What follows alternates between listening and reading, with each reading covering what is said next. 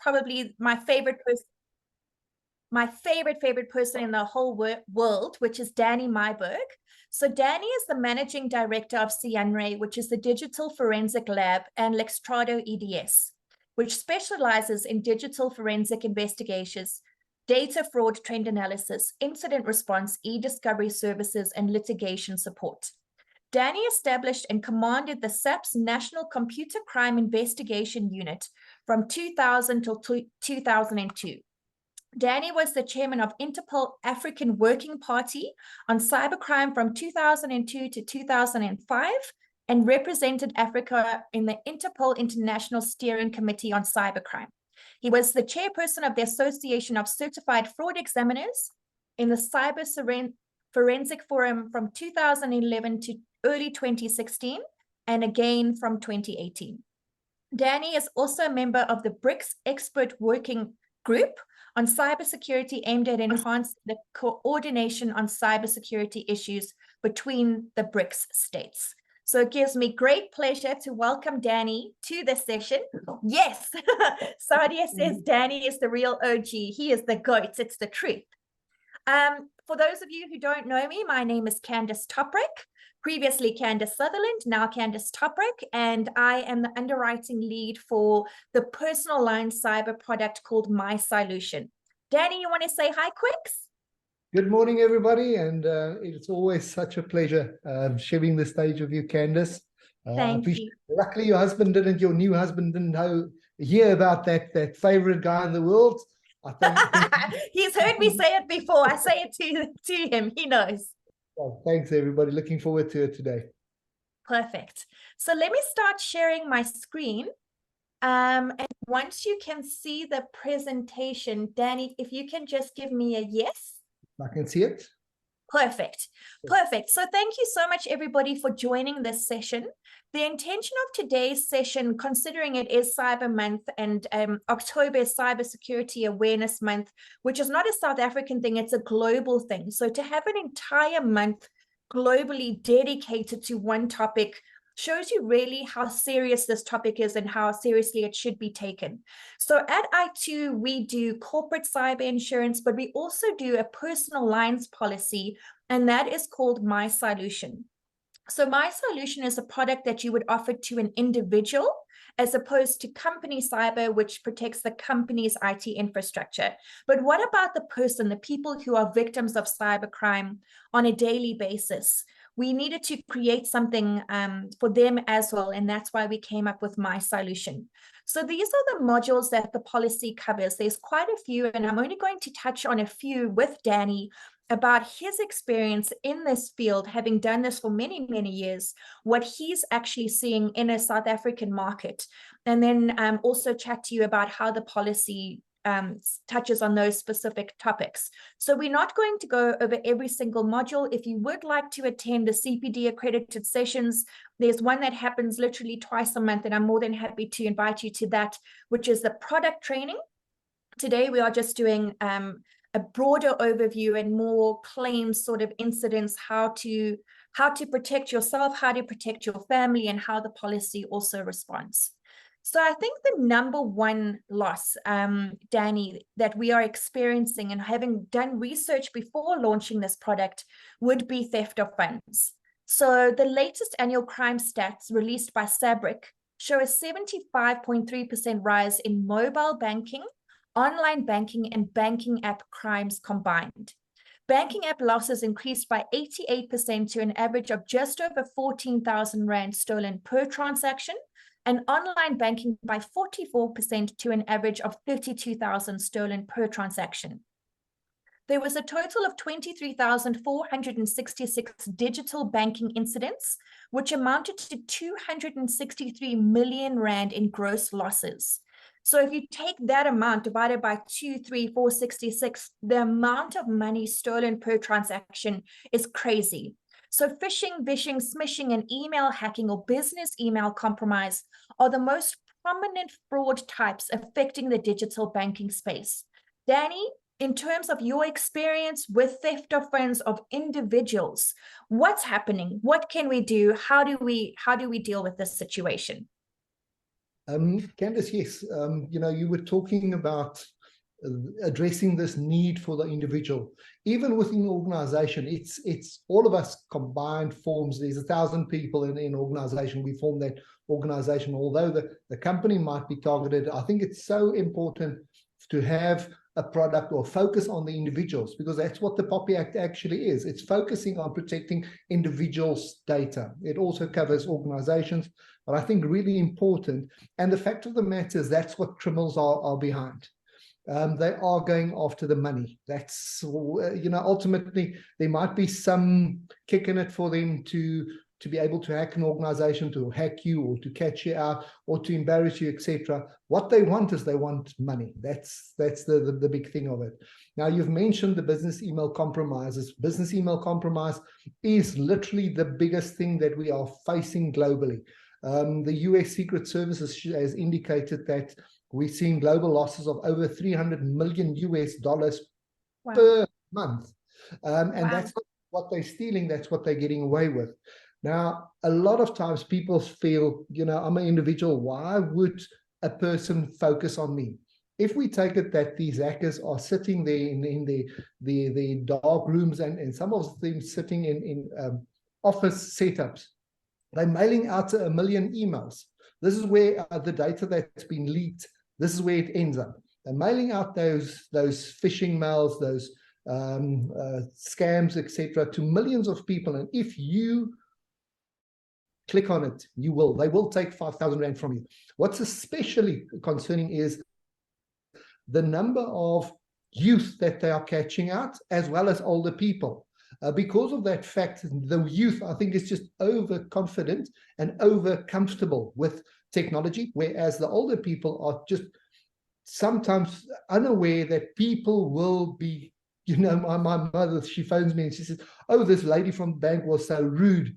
And then in the meantime, it's a phishing link. They are just trusting everybody, or they don't know exactly what happened. So we're seeing quite big. We're doing about 4 to 6 business email compromises per week.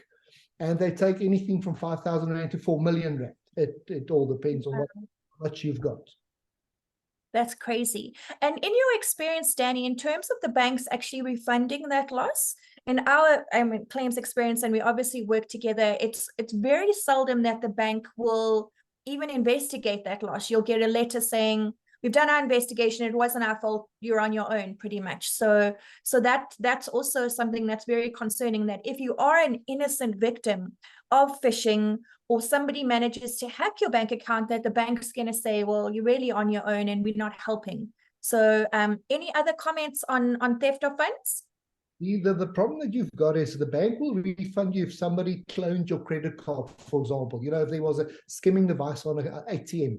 But in this situation where you're facing phishing mails and defraudment through emails, etc., you are, I don't want to say it, but if you're stupid enough to click on the link, that could be the approach. Then it's happened to you. The unfortunate part is the criminals are smart enough to bypass your dual factor authentication, all of this. So the bank feel that it's your loss. I had some fraud committed on my credit card 2 weeks ago, and the bank sent this generic email to say, listen, I gave out my PIN, I gave out this, I challenged them on it. I said, where did you, oh, sorry, sir, it was a default mail that we sent out. It's a pro forma. The amount is small enough, they're not going to pay attention. If it's a company and they've got millions, then there's effort on the bank side. But if it's an individual, and you can take it, 1,000 Rand for elder person is their whole month worth of food. Yes. And it takes it takes the bank 3 months to do that investigation, if they do it at all. So it could be a very untenable situation to end up in. Yeah. I mean, the reality is it's much easier to steal 1 Rand from 10,000 people than 10,000 Rand from one person. So it is those small amounts that you don't notice, or there's some ambiguous kind of SMS notification, if you even get one. If it's under a certain amount, you won't get that SMS notification. So you just think, oh, well, 1 Rand missing from my account, who really cares? But if that's been happening every single month since 1998, that's a big loss. And there's a lot of scams that's running 19.99. So 19 Rand, 99, deduct from your account. I've had it with one of our accounts. It's taken us more than a year to convince the bank to stop that, because you know, Wow. all of these requirements, and a lot of people miss that 1999 going off your account. Yes. The criminals that's getting thousands of those payments in, it's worthwhile. Exactly, exactly. So if we look at the CYlution policy, we wanted to include a theft of funds limit. And examples of this cover would be if your bank statement shows a transaction that you don't remember making, you query it with your bank and they confirm it was made with your valid information, and therefore they are not going to repay you the funds lost. Or number two, you receive an email that appears to be from a legitimate source, but it's actually a spoofed email created by an attacker. You provide your username and password as requested, but then the attacker uses that information to gain unauthorized access to your bank account or your mobile wallet, which results in the theft of funds. The bank stance, you're on your own, we're not helping you, or it's going to take a really long time to do that investigation. How the CYlution policy responds: we will cover the costs to investigate how the incident occurred, cover the funds that you have lost, as well as any fees incurred due to insufficient funds or defaulting on a payment. And where appropriate, we will also cover your legal fees to prosecute the third party who has committed the theft. The best thing about this module is that it has a R0 deductible. I wanted to spend a second, Danny, talking about cyberbullying and cyber stalking, because this is a very, very topical issue. So if we look statistically at the Ipsos global view on cyberbullying, the unfortunate part is that South Africa ranks the highest in the world for prevalence of cyberbullying.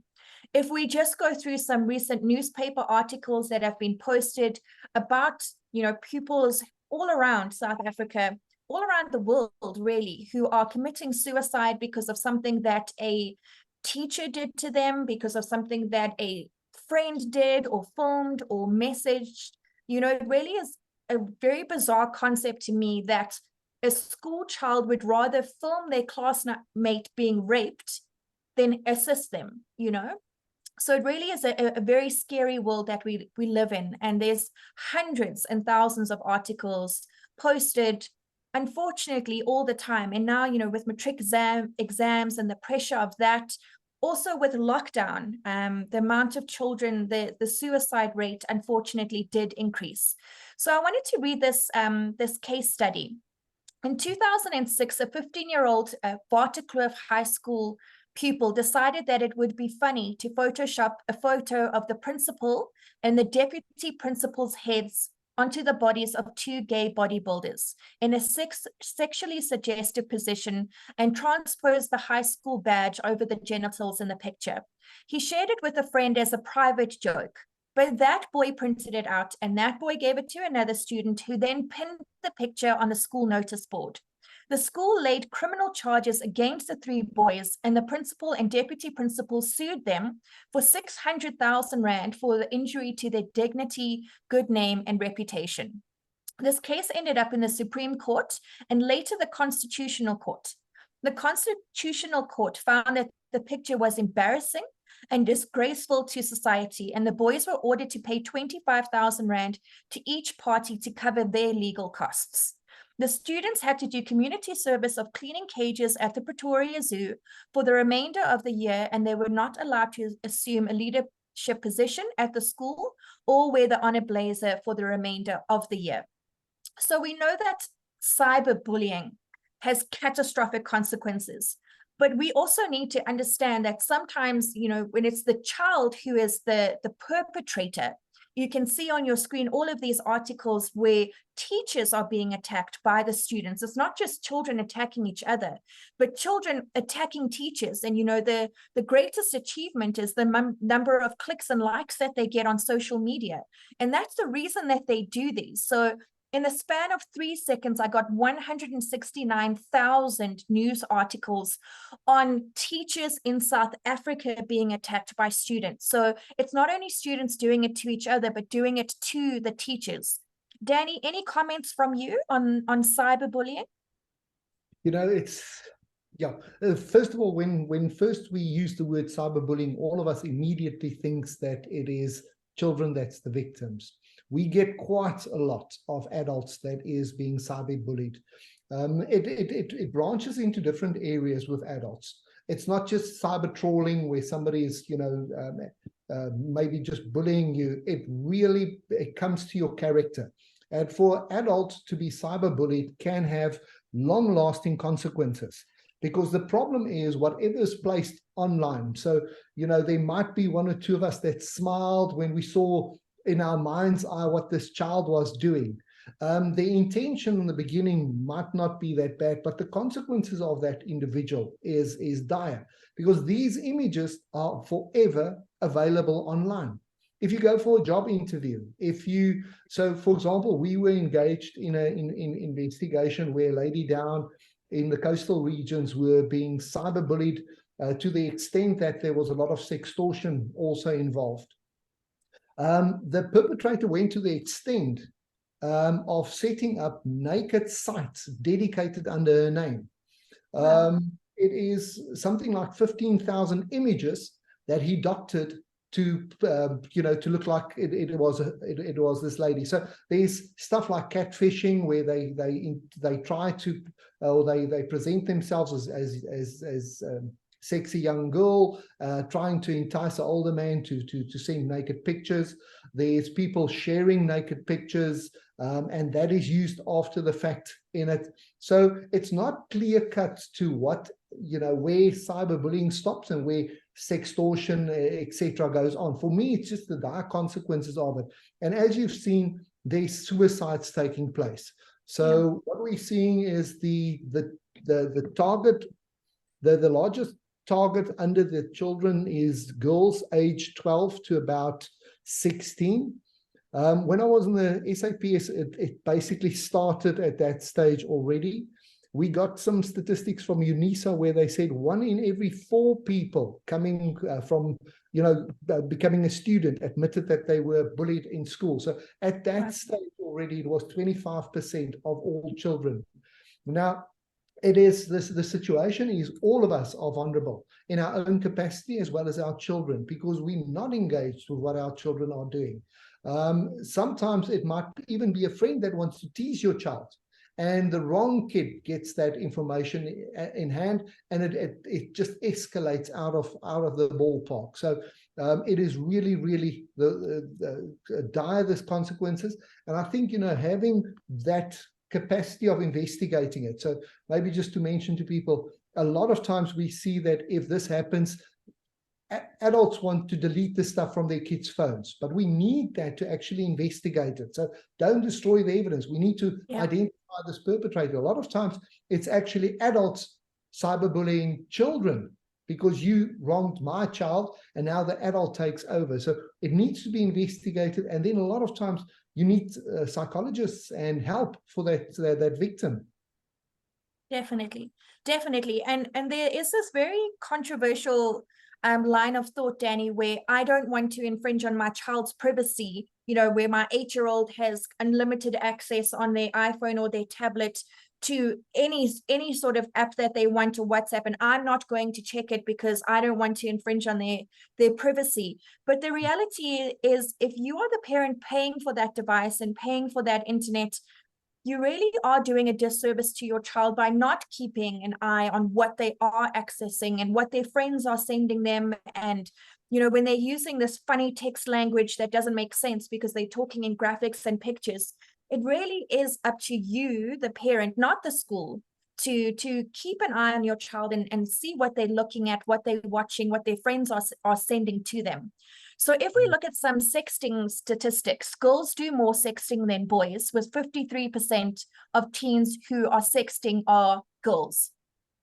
If we look at nude photos and videos, 20% of teens have sent or posted nude or semi-nude photos or videos of themselves. With message sharing, 17% of sexters share the messages that they receive with others, and 55% of those share it with more than one person. So you might think that you're sharing this with one person only, but they're sending it to all their friends, and their friends are sending it to all their friends.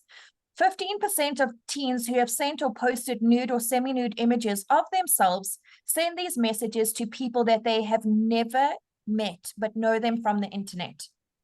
So most likely to sext, globally. Unfortunately, South Africa wins that race as well. We are even, I mean, considering our population size, worse than America at sexting. So if you are under the age of 18 and you do any of the following, you have committed a criminal offense. Number one, taking a sexually explicit picture of yourself, sending a sexually explicit picture of yourself to another person, having a sexually explicit picture of yourself or someone else on your phone or computer, or asking someone under the age of 18 to send a sexually explicit picture to you or another person.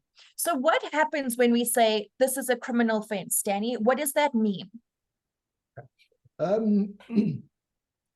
There's quite a lot to cover in terms of this. So the unfortunate part that we've got is the main reason we're sitting here and we think, why would a child or underage person send naked pictures of themselves? And it comes down to exactly that aspect in terms of, if you post something and you think this is going to be hit, you check back every now and then to see how many likes I've received. With sexting and the naked pictures, they get a lot more coverage, specifically if it's shared in the school environment. So it gives that satisfaction of, I'm getting liked, I'm getting hits, and that's what happens. As I said, you can't pull this back. I'm an ex-law enforcement guy. I'm a strict father. So if you say privacy under children, don't believe in it. Unfortunately, the Constitution does say it. The problem is you cannot lay down rules for your children when they're 16 years old or 17 years old, and they've had their phone since they were 8 years old. You have to start from the start and say, listen, I'm giving you this phone, but my rules is the following. I want to inspect your phone. I want to look at what you're sharing. And then also what I do with my two daughters is they've got the right, when I ask for their phone, they get my phone in exchange. So they can go through my phone and see what I've got on it, and I can see on their side. I've done many speeches at schools, and then I ask the kids, do you have a cell phone or number that your parents are not aware of? And you will be amazed to see how many children has got SIM cards that is unknown to their parents. And I ask them, why do you do it? Because I want this privacy. And then I asked them, do you think that if your father put up burglar bars in your house, that he's infringing on your privacy? No, why is your father doing it? Because he's protecting us against burglars. The fact of the matter is, if we see these type of statistics, our children's got a bigger chance of being victimized, even if they are placing themselves in that position, than where somebody breaks into your house. Statistically, you've got a better chance of being cyber attacked. So why don't we just acknowledge that fact that a parent's got the right and the obligation to protect their children within this environment? So we see quite a lot of this, and many a tear is being shed. It's unfortunately something that cannot be reversed. Yeah. Yeah, I mean, at the end of the day, your child's safety must trump their right to privacy, and 58% of victims in South Africa are not telling a parent or a teacher or somebody that they trust that they are being cyberbullied. They're telling their friends, but their friends, sometimes are the ones that are in on it or don't have the capacity to be able to do anything about it. So we wanted to include this module into our CYlution policy. Examples of this cover is that your child becomes the target of bullying via social media and starts to suffer from depression, or you start receiving threatening messages or sensitive information relating to you is posted online, which results in you losing your job or suffering emotional trauma. This must be diagnosed by a licensed physician or a psychologist. How the CYlution policy responds: we will cover the fees, costs, and expenses to remove the material that has been placed online about you or your child, any lost income if not repaid by your employer, costs for you to pursue legal action against the third party who's committing the cyberbullying or cyber stalking, because the reality is sometimes asking them to stop and confiscating the child's phone, if it is a cyberbullying situation, cyber stalking situation, giving that person what they want doesn't get them to stop. So sometimes you do have to go the legal route. There is cost for an expert to manage and protect your reputation. And then 2 trauma benefits which form part of this module. So one is an upfront payment for you to go and see a psychologist or take your child to a psychologist of your choice in the area that you live at a time that is convenient for you. We are not going to say you live in Weltevreden Park but have to see this psychologist at 3 p.m. on a Friday afternoon. That would make absolutely no sense. So we do an advance payment so you can go see a psychologist of your choice. And if that psychologist determines that your child has to be moved to a different school, there is an additional upfront payment for things like new school uniforms, books, registering that child at the new school, whatever you would need that money for. So it's a really, really nice module that does also have a R0 deductible that really is going to help you or your child so that we don't have the situation where you suffer in silence and you have a child that feels that the only way out of this situation is something as horrible as suicide. Any additional comments from you, Danny? Maybe to jump in if this happens, what we've seen is we had a case once where the father walked into a very compromising situation. When he confronted his daughter, she said there was this boy that was that extorted her in taking these videos of herself and handing it over. In the end, when we conducted the investigation, we actually found that she was doing it out of free will. And after the father caught her, she contacted her boyfriend and said, listen, cover for me. I told my father that, you forced me to do it. But the father wanted to go and kill this boy because they were in the same school. Literally, he wanted to go and kill the son. So we could show that, listen, the boy was actually innocent in the whole situation, but the whole family is affected by it. It's not just the child. If your child is being cyberbullied and there's naked pictures of your child and videos being made out of the free will or forced, it impacts the whole family. And I think it's so important to get help regarding that trauma that the associated family members also has. Yeah, and if we look at it from a school's perspective, it's quite difficult for the school to try and manage that without getting into trouble themselves. So if you could have that where you have discretion, where you can deal with the situation where the school doesn't become aware, then I think that's always first prize. So it really is a terrible situation. But you did mention extortion, Danny, and the cyber policy does cover, the CYlution policy does cover cyber extortion in your individual capacity.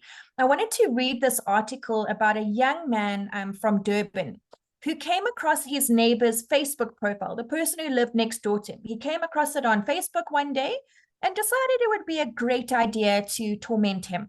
So he tormented him, threatened his family for months. And it was his intention to extort money from the neighbor. So he created a fake Facebook profile.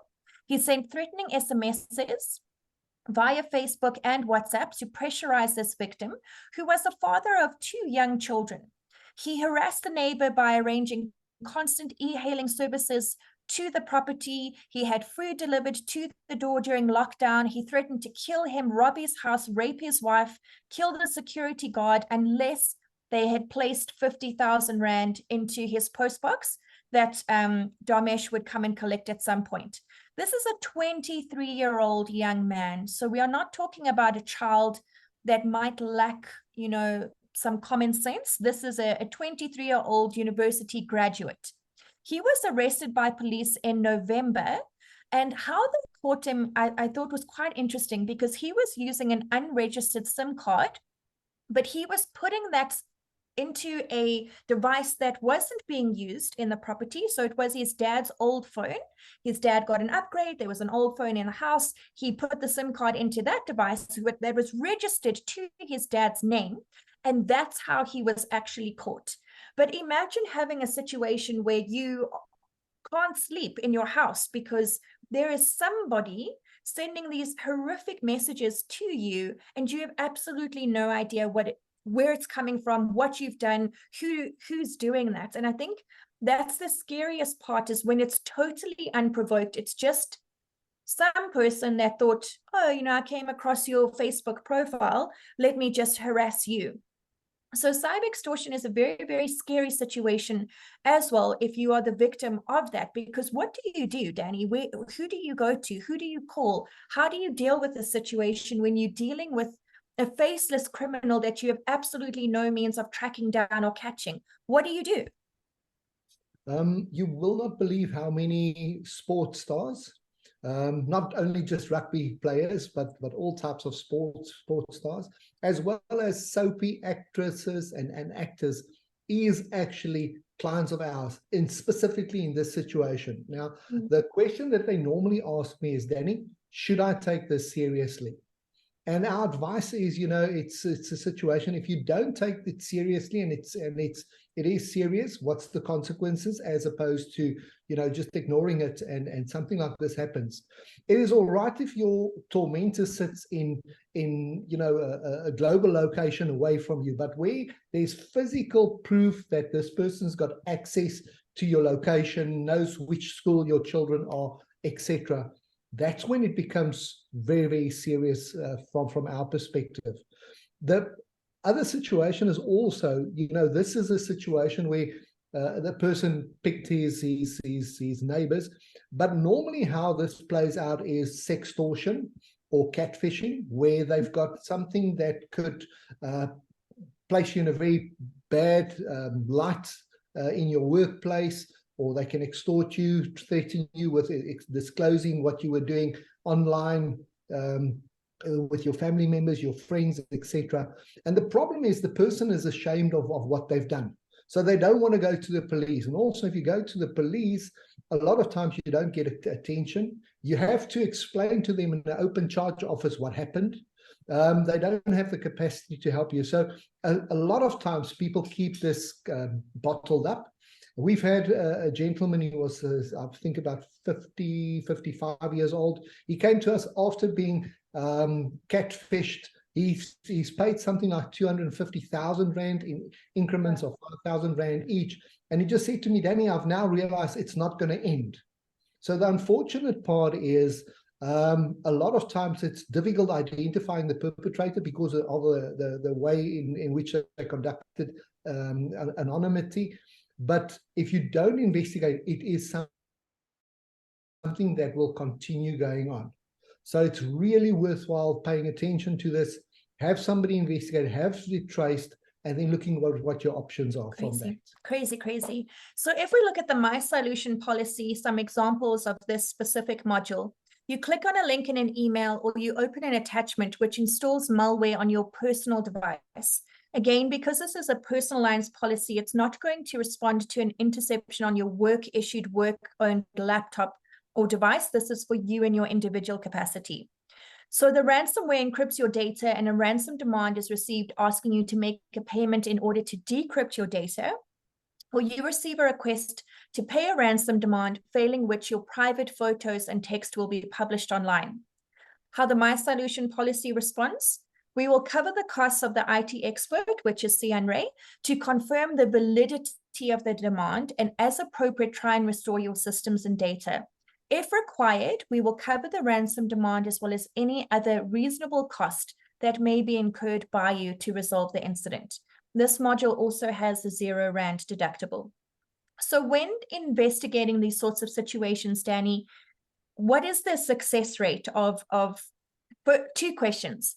Number one, how often is this just a spoofed email that's gone out to 1 million people and they actually haven't been watching me on my webcam? And number two, if it is a genuine attack on me and they have been watching me and they do have my data, what is the likelihood of the ransom demand that I then pay that they actually stop? So they never stop. If you start paying, they'll keep on coming back. I've got many clients. I've got some naughty clients as well. Sure. So they'll phone me and say, Danny, I just received this email. The guy said he was taping me while being on a naughty site. Says, well, Bob, were you on a naughty site? Yeah, Danny, But if you've never been on a naughty site, then this guy's talking nonsense. Yes. So we've had a situation where a child was caught with this type of scam. The father then perceived it to be a serious threat, and he made some payments. He then came to us. So if you look at those type of emails, if you just copy some portions of the mail, you can actually go online and go and search and say, is this a scam or not? So there's many of these that goes around where they say, we've taped you while you were on sex sites. And what they actually do is they have compromised the camera on a laptop. So for example, this is why I've got the slider on. So it's known that hackers will hack into your laptop. They will record you through your camera, not while you're on a sex site, but then they go and edit it in to show that you were on a sex site. And the proof is there. You know, they pick it when you're smiling at something, there it is. So you can be extorted successfully with something that is a false, it's false. But it all depends on that person. So it never stops. You need to take specific actions to stop these type of things. And one of it is to investigate it, to look at what your options are of actually blocking this person. Sure, which the average person wouldn't even know where to begin to do that. So they go to their local police station, they say, this is what's happening, help me out. And that's not necessarily the right route to travel, is to expect a policeman to be able to do that. So that's why cover like this is so important, and having IT experts like CYlution do our investigations is critical, because you're not going to waste your money. You know, it's a very traumatic situation for you. The last thing you want to do is go to your local IT store and then they corrupt the evidence, or they don't find anything and they just mess it up anyway, or they're using it for, you know, cheap thrills and giggles anyway, for their personal pleasure. So it really is a traumatic situation. So Black Friday is coming, my favorite day of the year. This year it is on the 24th of November. And online shopping scams around this time of the year are astronomical. There's a huge spike, although they do exist 365 days of the year. Around this time of the year, when it is Black Friday, Cyber Monday, and Christmas time, is just a huge spike. So Interpol ranks South Africa as the cybercrime hub of Africa, recording over 230 million incidents of online shopping fraud last year. To show you some very quick examples, here are Black Friday adverts from Game, from Woolworths, and we'll see, Danny, when you get these sort of things via WhatsApp, you always have to tell 10 friends to qualify, and you have to quick fill in these questions, and the questions are things that, you know, Pick n Pay and Woolworths wouldn't necessarily want to know. Things like, what is my mother's maiden name? What was the street I grew up on? The name of my childhood best friend, or the name of my first dog. And we know that the reason that these scam is because these are total scams. This is not Pick n Pay sending you a competition for ZAR 1,500 coupon, because who even speaks like that in South Africa? And you can see the site at the top comes from .uk.com. So that should be your first red flag. But the reason that they ask these really ambiguous questions is not because Pick n Pay cares, but because those are your account recovery questions. So if they put your password in incorrectly 5 times, then you can answer your security question of what was your mother's maiden name, and then they get full access to your account. Here's some examples of Takealot, and Takealot is really good in when they become aware of a scam, that they will post it onto social media. I mean, look at this Takealot 60 Rand shop. We wish it existed, where everything, an air fryer to an iPad to a Smeg kettle costs 60 Rand. I wish that would be a great Black Friday. So Takealot is really good about notifying customers. This is a scam. We are not running a Mother's Day competition or Easter competition or Father's Day, etc. But the problem is, by that point, you've already sent it to your 10 friends, you've put in all of your information, hoping for this amazing competition. What is your kind of experience in this field, Danny, with online shopping scams? The thing that criminals are really good with is deep mining their victims. So exactly as you say, and one of the people posted, Luando, I think, but you've got a lot of experience. It looks, if it looks too good to be true, it is. And that's the unfortunate part. But as you also said, Candace, I wish this was true. You know, buying a Smeg, just not a pink one. My daughters might like it, but it's true. And that brings us within that reach of the criminal. And then what they do is, if they compromise your that one site where you could buy the Smeg kettle. They already have your credentials. They've got your credit card detail, so they can perpetrate it again. They want to extend that breach. So next thing that they do is to do a SIM swap for you, for example, on you, if they want to intercept your OTPs, etc. So you get your drive-by shootings, your shotgun approach, where they're just mailing it out to whoever. But when they start going out on focusing on you, there's a lot of ways in which they can actually deep mine this situation, that it's not just a once-off, but there's a couple of costs going through. They also tend, once they've caught you, they sell your credentials or your details to somebody else, who then keeps it. We've had situations where 3-4 months later, the same person came back to us and said, "Oh, you helped me the previous time. Can you just help me again?" Wow. And what we actually realized was this old gentleman, after they scammed him, the bank told him, "Listen, you need to change your PIN and everything." So he changed it. 2 weeks later, when this whole thing was done, he went back to the old PIN and password that he could remember, and it just shows you that the hackers actually circled back and went some of the old credentials that they've breached. So, there was this old lady that said, the devil is not lazy. Now, criminals are definitely also not lazy. For sure. It's very scary. And the thing is, you made the example of your mom earlier. My mom's exactly the same. I got a call from her the other day to say she got this WhatsApp from SARS about a tax refund, but it's not tax season, so she thought it was a bit funny. So I said, "But Mom, you're a housewife. You're from that generation where you haven't worked in 30 years. So why would you be getting a refund from SARS?" And she was like, "Oh, that's a good point." But genuinely, if my mother receives something via WhatsApp or SMS, she believes that is gospel. She genuinely has won this competition that she never, ever, ever, ever entered, because she doesn't even know how to use a computer or the internet. But she's the winner of this competition. So you really do have to be careful, because trying to educate them, an older person or even a child, on the dangers of cybercrime, it would take your whole life. And I mean, you could still be a victim. So when looking at online shopping, if we look at an example, if you purchased an item online for your personal use and later discovered that website has vanished and you have no means of contacting the seller, you then, unfortunately, only at that point, not prior to making the purchase, check a site like Hello Peter or Google reviews and find numerous complaints about the seller's fraudulent activities, and you do not receive the goods or services ordered.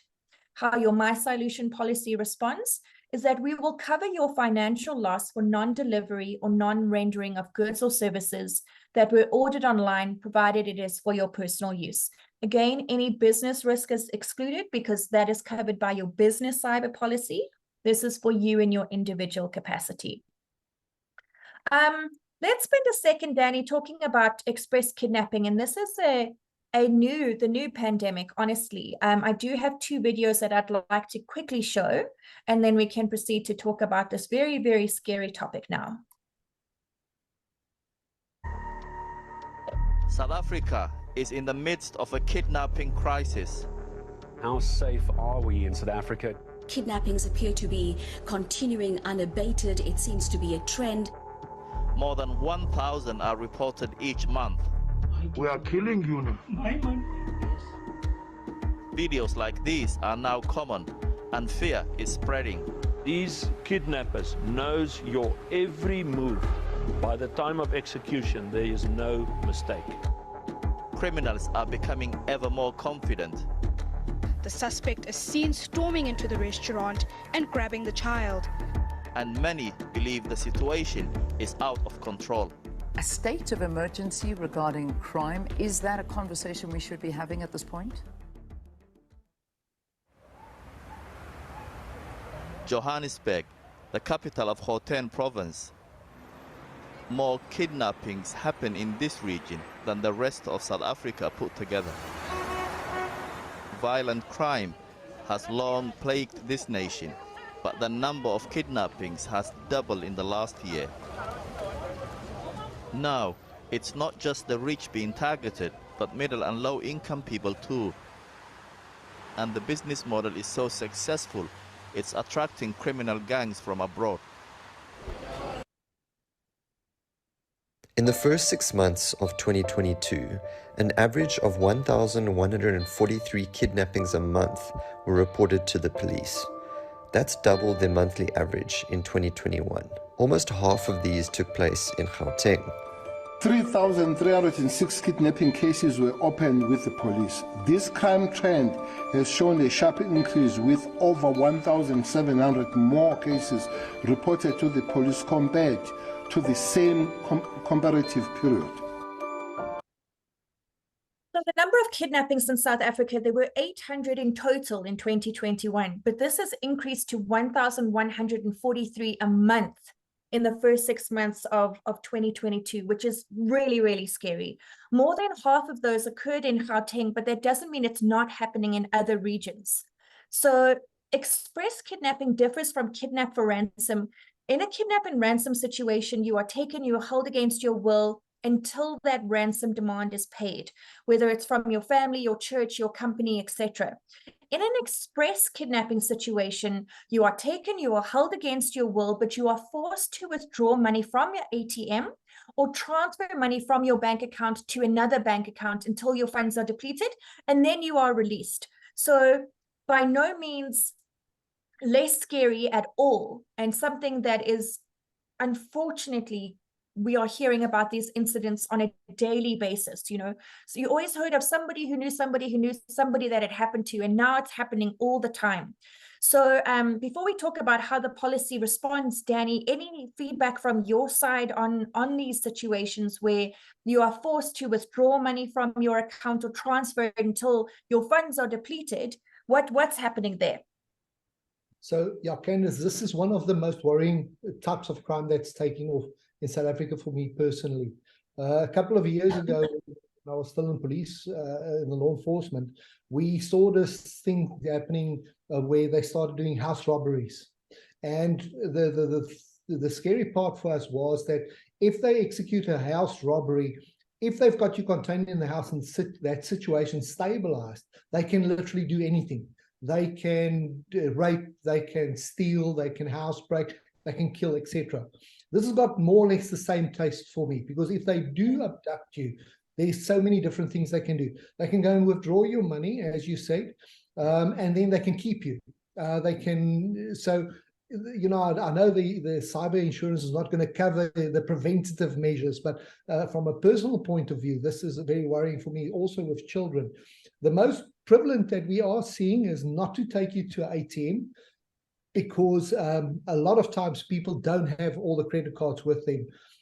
That's also a place where they can be caught, as well as where they record it the most. What we personally seeing the most, what they're trying to do is to get the transfers on the cell phones, because everybody's got their cell phones. You have access to your accounts. You could phone somebody and say, listen, they've taken me, can you transfer the following? Because, you know, I can now also extort your husband or your wife because I've got your child here. It's not just the person that they've got, you know, they grab your children, phone you and say, I've got your children, transfer the following. What we're also seeing is that they're focusing a lot on CEOs, business people as well, because you've got access to the bank accounts of the company. And this is really a worrying thing. Yeah.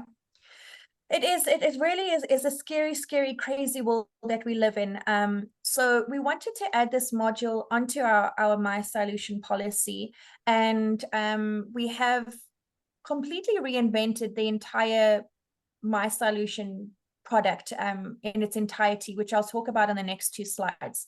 But we wanted to include this module not only because of certain clients requesting that we have it, but because of the amount of claims. I mean, 1,143 kidnappings a month. It's totally insane. So how your CYlution policy would respond to this incident is we will cover the value of the funds and or the value of property surrendered by the victim in exchange for your release. We must remember, though, that this is not hijacking cover. So if you are hijacked and your car is stolen and then your car is gone, you know, that is not a claim on your CYlution policy. This would be when you are actually detained and held against your will for a period of time. It must exceed 4 hours. and then you are forced to transfer money or give up property. So if your car was the thing that was surrendered, then, you know, provided that it's within the policy limits, we would cover that. But it's not a hijacking situation where you are hijacked and then somebody lets you go. So a really scary world. So let's talk about the actual product, Danny. I see that we have 6 minutes left and there are 4 questions. So let me speed it up a bit. So we have 5 packages: Mega, Giga, Terra, Peta, and Exa. Mega would be your entry-level, first-time income earner, young individual package at a very low price point, which covers just theft of funds. If we look at Giga, it adds on modules which we haven't touched on today, which is things like identity theft. So if you're a victim of identity theft, it covers all of those costs. Data restoration and malware decontamination. That's when your personally owned device becomes infected with malware, or your data is destroyed, corrupted, or deleted, that we would assist with the recovery. Cyberbullying, cyber extortion, we have spoken about. The Terra packages increases the theft of funds and adds on the online shopping. Peta offers higher theft of funds, and it has express kidnapping. And the Exa package is the Rolls-Royce most affluent sort of client package, which has the highest limits on. There's also 3 liability modules, and this would be if your personally owned device was intercepted and that affected somebody else. So you are the person whose device was hacked and someone else is the victim of that incident. Those people could take legal action against you for the damages that they have suffered, and this policy will assist you with the defense and settlement of the claim. Similarly, if you are a victim of a company being hacked, so regardless of who that company is, company A has been hacked, you're a client of company A, this module will help you with your legal defense costs because you're a victim of that incident. Important to note the stated benefits. So there's a trauma benefit for you or your child to go see a psychologist because you're a victim of cyberbullying or cyber stalking. And then if that psychologist determines your child has to be moved to a different school, there's an additional upfront payment for school uniforms, educational material. So probably the most important question is, how much does this policy cost me? So if you're looking at the Mega package, which is your entry-level first-time income earner policy, it's going to cost R22.50 a month. To add your partner or 3 children, and a child is defined as any dependent person under the age of 18. So it can be a niece, a nephew, a grandchild, etc. As long as they are financially dependent on you and under the age of 18, then you can add them to your policy. So that would be R25 a month. Partner and 3 children would be R27.50. You can see the premiums of all the packages on your screen: Giga, Terra, Peta, Exa. You can pay for these as annual premiums as well. If you have a binder with Pollard or with i2, then we would load this on your third-party platform like Sims, Flexi, Teal, Integrity, MMX, Nimbus. If you didn't make use of one of those platforms, we would give you access to our online policy issuing platform, and you would literally just share that your bespoke link with your client. They onboard themselves in a matter of 3 screens, statistically taking under 1 minute and 30 seconds to purchase that policy. But what I wanted to talk about is not just the policy, Danny, because yes, it's great that I have this cover, but what is something that can be proactive? So we have the Cyber Plus portal, and I want, if you don't mind, Danny, if you would just touch on this, that every member of my CYlution policy would have access to. 100%. I think it's really important in terms of people ask, why are criminals stealing data? Why are they interested in my cell phone number? Why are they interested in my banking details? They can't do anything with it. They can't, they don't have my PIN. They're using it to do data mining. They compile the records on us. And as soon as that data is comprehensive enough, it can be used to style attacks against you, to do phishing attacks against you, to do online fraud against you. And where we're picking this up is on the dark web and social media, where they're publishing it or where they're selling it. So this is a real good place where we actually actively monitoring 24/7 on social media as well as the dark web for individuals as well as their children if their information is being compromised and sold. We're looking for ID numbers, passport numbers, driver licenses, phone numbers, medical aid numbers, etc., credit card details, as well as some of your retail cards details. So there's a lot of credentials that we can monitor for. Name is unfortunately not unique enough. So Danny Marburg, there might be 20 Danny Marburgs out there. So we're looking for information that can be linked to an individual. And as soon as we pick that up, we notify that person, and that can then help you to be proactive in activating credit monitoring or, upping your passwords, changing password details, etc. Very good, very good. So every single person who purchases a CYlution policy will automatically be given access to this portal. It's not something that you have to request. It is part of every policy. So if you purchased, whether it's the Mega or the Exa policy, regardless of which package you purchase, you would get access to this. And as you can see on the screen, all of the things that it would monitor. So we are almost out of time, and I want to answer the questions. Just one important thing to note, if you are talking to your clients, let's say you are seeing a client that wants professional indemnity cover, talk to them about CYlution. You can offer it as a fringe benefit to your staff member, and we would help you onboard those clients. It's really quick, really easy.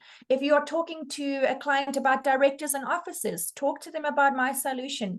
If you are talking to a client about corporate cyber, talk about CYlution. It's the easiest sell, especially around this time of year with Black Friday and Christmas coming. Talk to schools about January and cyberbullying coming up. So the only thing in terms of the frequently asked questions is, what we get quite often is, what if I'm a sole proprietor with one laptop, one cell phone, and I use that laptop for my business, which is Candace's attorneys, as well as for my personal reasons, and my child uses that for school projects. So in that situation, I would need a company cyber policy to provide cover for my business, and a CYlution policy for myself as an individual and my family. So I want to quickly just go over to the questions. Ricardo says, in a nutshell, do not click on any links, period. Unfortunately, this is the reality of the world that we live in. If I want to share the playbook with you right now, I'm going to send you a link to get that. So sometimes it is unavoidable, but just, if it is, as Danny said, if it's too good to be true, it is. Don't click on things. Melita asks, if you're transferring money, can't the criminal bank account be traced? I love that question. Danny, do you want to answer that one?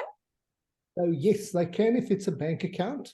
Unfortunately, what we also see is they can detain you for longer periods if that becomes a problem for them. But what they normally do is they send it to cell phones. So you can walk up with that code to any bank and withdraw the money from there. And they normally do it, they abduct you in Joburg, but they send the information or the cash transfer to a telephone in Cape Town, and they withdraw it from the ATM. Very good. Thank you. Thank you. In terms of the questions, that seems to be everything. I see that there was a question on premiums, and somebody said the premiums are way more affordable. Agreed completely. So that's why I put the premium page back on.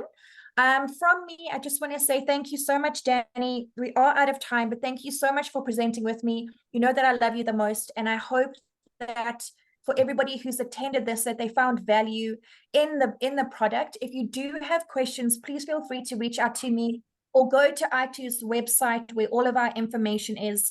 And don't forget, we will be announcing next week, Tuesday, in the iTOOsday, who the winner of our competition is.